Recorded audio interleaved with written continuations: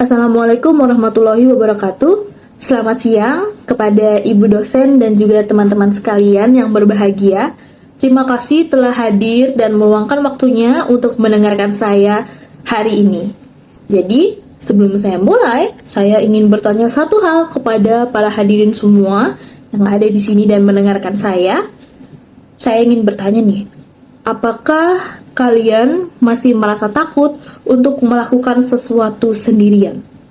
Maksud saya di sini melakukan sesuatu sendirian kayak sekadar jalan-jalan aja deh sendirian tapi di luar, di ruang publik misalnya, atau sekadar memilih keputusan sendirian.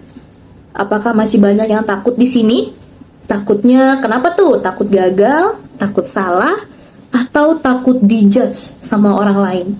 Nah, jadi itu adalah ketakutan yang sudah biasa ya, dan itu sering kita rasakan.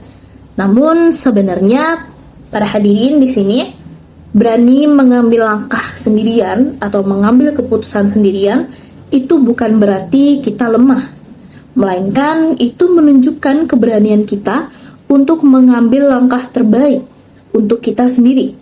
Nah, jadi saya ingin menyampaikan sesuatu nih. Saya sudah akhir-akhir ini membaca buku Atomic Habits by James Clear, dan ini buku yang sangat memotivasi. James Clear di dalam buku ini sempat mengatakan bahwa every action you take is a vote for the type of person you wish to become. Nah, jadi artinya di sini James Clear itu mengatakan bahwa setiap hal kecil yang kita ambil, yang kita lakukan atas kemauan kita sendiri, itu tuh sebenarnya adalah jalan untuk membentuk diri kita di masa depan. Jadi mengambil keputusan sendiri, teman-teman, itu bukanlah hal yang seharusnya kita takut akan hal itu, melainkan kita harus berani meskipun kadang terasa sepi, membingungkan, atau bahkan memang sih banyak waktu di mana kita itu merasa kelelahan.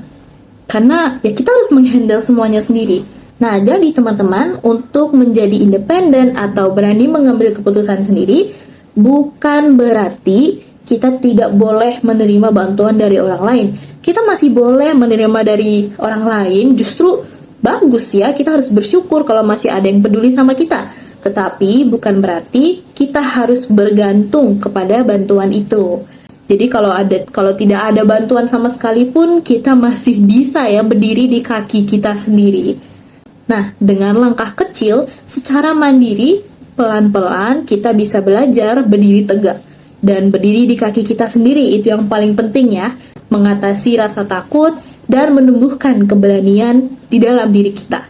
Jadi, kepada teman-teman yang masih merasa takut-takutan nih untuk memutuskan sesuatunya sendirian, misalnya mau makan aja kita harus ikut teman nih, teman kita makan apa jadi kita harus ikut dia makan apa. Atau misalnya ya yang lebih parah, masuk jurusan kuliah hanya karena ikut-ikutan teman. Nah, itu lebih parah ya teman-teman. Jadi saya harap kita semua bisa perlahan belajar untuk mengambil keputusan sendirian, berani melangkah sendirian.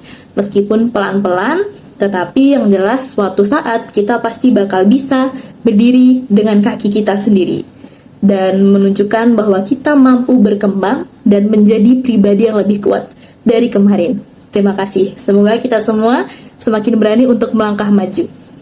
Terima kasih.